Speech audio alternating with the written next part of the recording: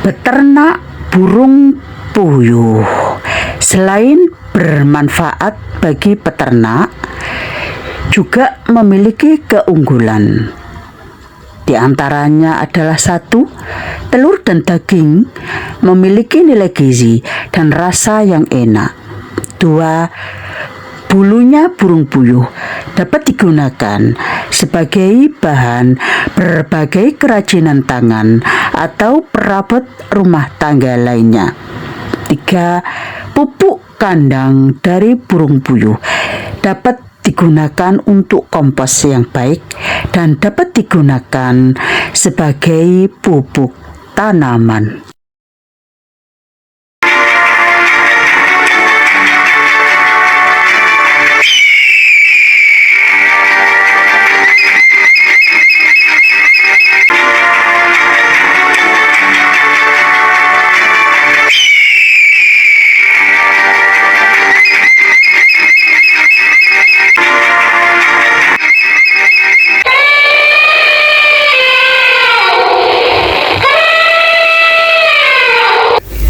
Hidup itu adalah pilihan. Muiswatin Channel menghibur, menginspirasi, memotivasi, mengedukasi, menginformasikan. Terima kasih. Assalamualaikum warahmatullahi wabarakatuh. Selamat sore, salam sejahtera bagi kita semua. Salam, Om Swastiastu, Namo Buddhaya, Wedidong Tian, salam kebajikan. Bapak Ibu, saat ini saya sedang berada di kandang burung puyuh petelur. Kandang burung puyuhnya Pak Kasun Dalam Rejo, Bapak Romli Tamim, Desa Ambeng-Ambeng Watangrejo, untuk melihat kandangnya ternak burung puyuh petelur. Kebetulan baru saja burung puyuhnya dikeluarkan karena umurnya sudah tua, harus diganti burung puyuh yang baru lagi. Burung puyuh ini adalah burung filsafat, burung ekonomis, burung yang dapat memberikan inspirasi dan motivasi kita dalam menjalani kehidupan sehari-hari. Saya katakan sebagai burung filsafat karena burung puyuh ini kalau dilihat dari berbagai aspek hidup, budidaya, dan bahkan dalam konteks spiritualnya itu luar biasa. Menginspirasi hidup kita, memotivasi kita. Secara umum burung puyuh ini mengajarkan kepada kita tentang ketekunan, produktivitas, dan adaptasinya terhadap lingkungan. Dilihat dari filosofi hidup, burung puyuh ini kita bisa mengambil pelajaran tentang ketekunan. Burung puyuh dikenal sebagai hewan yang produktif, terutama dalam menghasilkan telur. Hal ini mengajarkan tentang pentingnya ketekunan dalam mencapai tujuan meskipun dengan ukuran tubuh yang relatif kecil.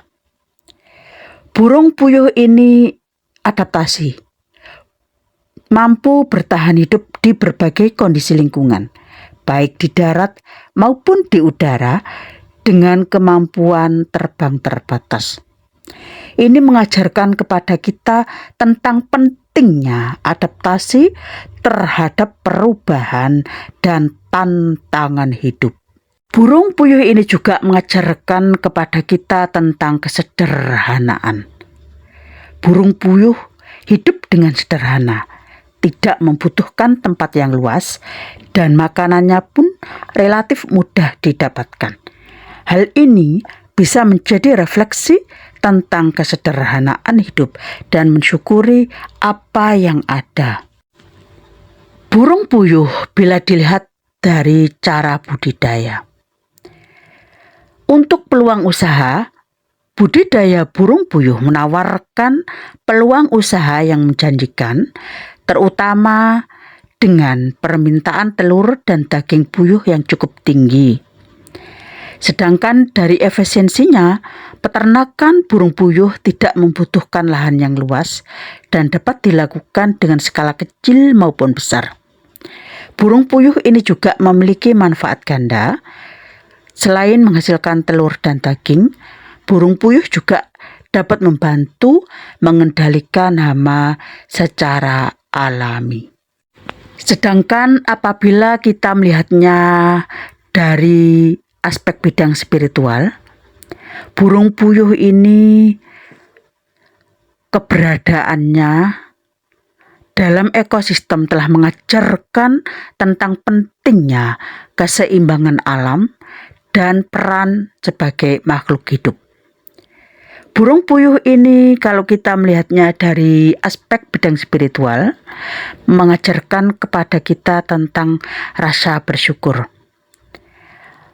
Memelihara burung puyuh menjadi bentuk syukur kita kepada Allah Subhanahu wa Ta'ala yang telah menciptakan berbagai jenis makhluk hidup dengan manfaatnya masing-masing. Bapak, Ibu, bisnis burung puyuh cukup menjanjikan karena permintaan pasar yang tinggi dengan modal awal yang relatif kecil.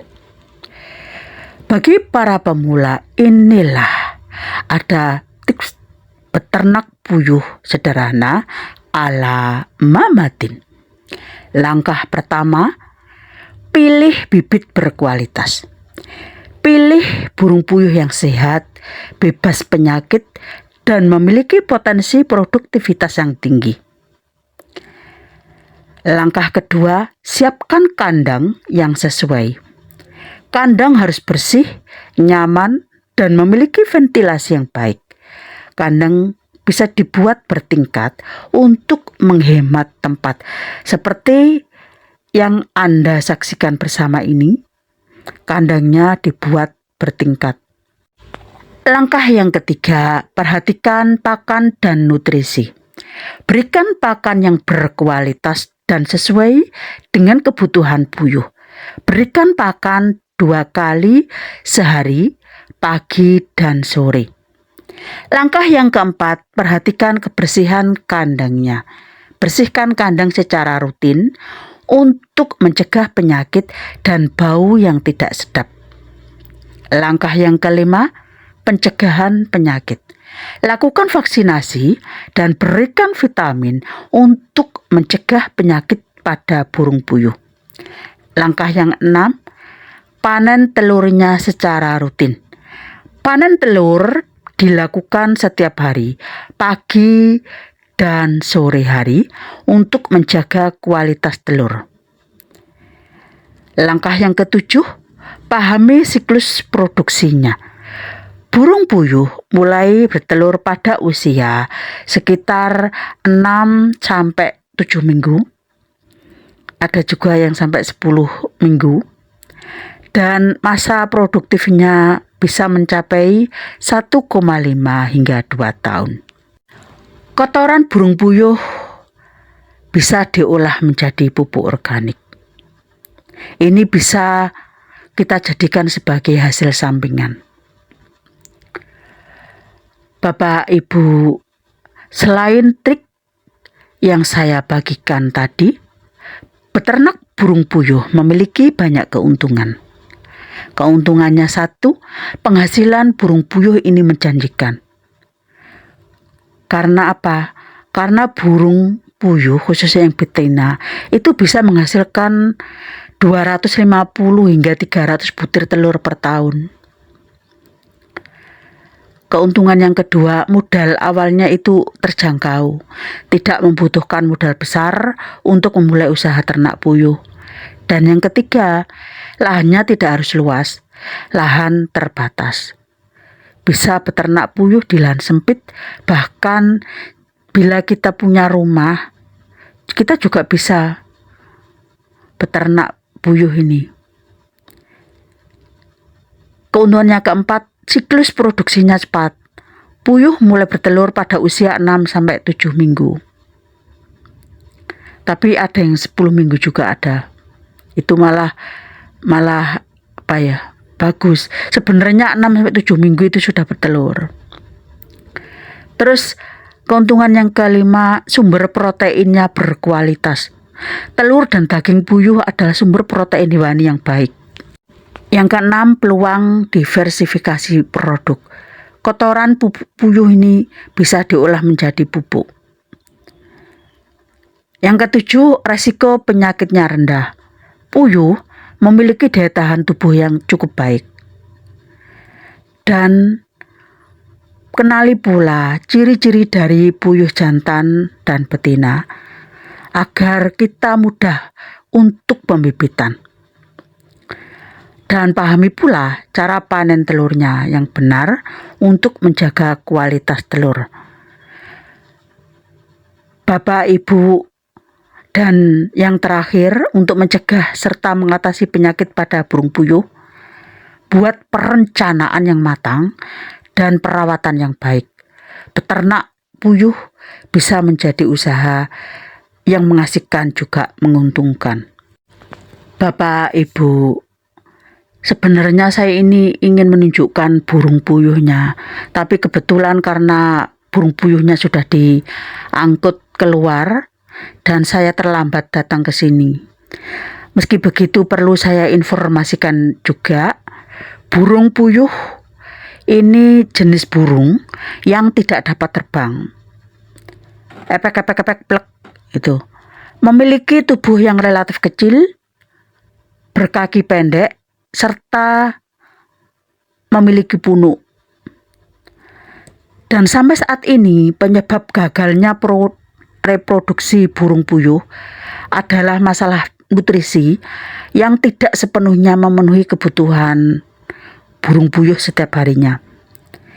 Burung puyuh ini membutuhkan lebih banyak makanan daripada ayam ras. Itulah mengapa sangat penting untuk memberikan makanan yang tepat sesuai usia. Konsekuensi dari kesalahan pemberian makan bisa beragam, termasuk stres dan kelemahan pada burung puyuh. Di kandang ini bisa panjenengan saksikan, itu sama Pak Kasun, Pak Romli Tamim itu diberikan sound system juga, ada kipas anginnya, jenengan bisa saksikan. Cuma ini burungnya saja yang tidak ada. Hal ini tidak akan memaksimalkan pertumbuhan dan produksi telur kalau burungnya stres. Pakan puyuh harus mengandung protein, karbohidrat, lemak, vitamin, dan mineral. Karena apa? Karena masing-masing nutrisi tersebut memiliki fungsi sebagai protein, karbohidrat, lemak, mineral. Selain nutrisi di atas, burung puyuh juga membutuhkan air. Fungsi air yang sangat kompleks ini meliputi pengaturan suhu, pembentukan telur, transportasi nutrisi, dan pemeliharaan bentuk sel. Selain porsi utama, burung puyuh dapat memperoleh nutrisi tambahan untuk menambah sumber vitamin, seperti berupa daun segar. Daun yang dapat digunakan bisa daun ubi jalar, daun singkong, sawi, selada air, bayam, dan kangkung. Sebelum diberikan, daunnya itu dibersihkan dahulu, kemudian dipotong kecil-kecil agar puyuh bisa memakannya dengan mudah. Bapak, Ibu, pemilihan burung puyuh didasarkan pada tujuan konservasi. Ada 3 jenis hewan pemeliharaan burung puyuh, yaitu 1, puyuh betina itu yang sehat atau bebas patogen, dipilih untuk produksi telur agar bisa dikonsumsi. Terus lagi yang kedua, burung jantan, dan telur puyuh yang dibuang dipilih untuk menghasilkan daging puyuh. Ini yang jantan-jantan itu loh ya, kalau sudah tidak produktif lagi, kita pilih kita bisa untuk dijual sebagai daging, puyuh pedaging. Yang ketiga, untuk produksi indukan atau penetasan, sperma dipilih dari burung puyuh betina dengan produksi telur yang baik dan burung puyuh jantan yang sehat dan bersedia untuk membuahi burung puyuh betina. Agar dapat melakukan hal tersebut, telur tetas dijamin harus bagus. Keunggulan burung puyuh selain bermanfaat bagi peternak, juga memiliki keunggulan lainnya. Telur dan daging burung puyuh ini memiliki nilai gizi dan rasa yang enak. Bulunya digunakan sebagai bahan kerajinan tangan atau perabot rumah tangga lainnya. Pupuk kandang atau kompos yang baik juga bisa untuk pupuk tanaman. Seperti sebelumnya yang sudah saya sebutkan tadi, manfaat pupuk kandang dari burung puyuh ini. Itulah yang bisa saya sampaikan, Bapak Ibu. Terima kasih masih setia di channel kami, channel yang hadir untuk menghibur, mengedukasi, menginformasikan, menginspirasi, dan memotivasi Anda. Wassalamualaikum warahmatullahi wabarakatuh.